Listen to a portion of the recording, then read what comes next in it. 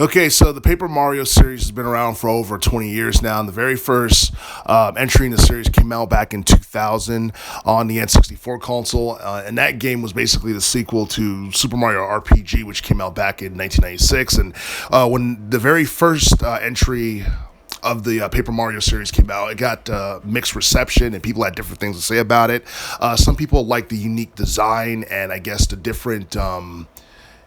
different approach in terms of art direction, and other people felt like it was a step down in terms of graphics and gameplay and all that stuff. But at the same time, I mean, the Paper Mario series has been around longer than a lot of people thought it would have been around, and pretty much we've gotten like 6 major entries within the series between 2000 and 2020, and a lot of people have their own respective opinion on which entry is the best, but there are some who would go on record and say that, installments such as, the Thousand Year Door from 2004 on GameCube was one of the better ones.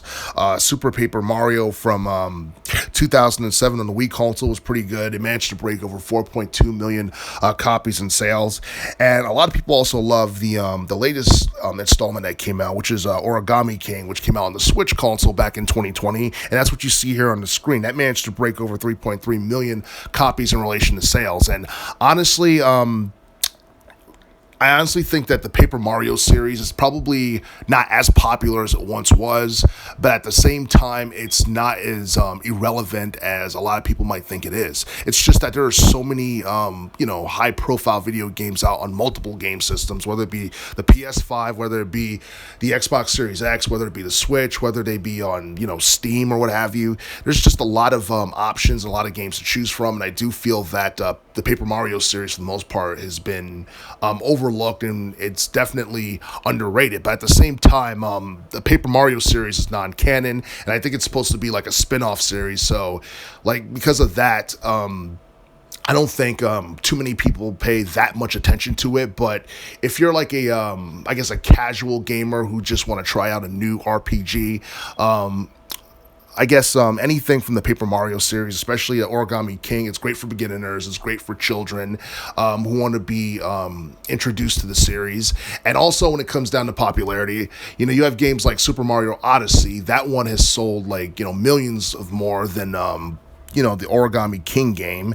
And, games like that and, Zelda Breath of the Wild, and then you got like Tears of the Kingdom that's supposed to be coming out in a couple of months. Stuff like that, people are paying more attention to that on the Switch console than they are to Paper Mario, the Origami King. Now, granted, the plot for Paper Mario, the Origami King is pretty solid, and I do feel that the main villain, King Ollie, is really dastardly because for whatever reason he wanted to commit genocide on all the toads in the Mushroom Kingdom.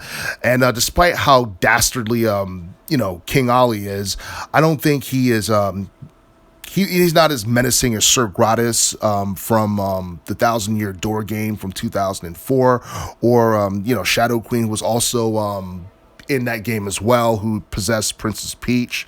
And, I feel like King Ollie, it's just...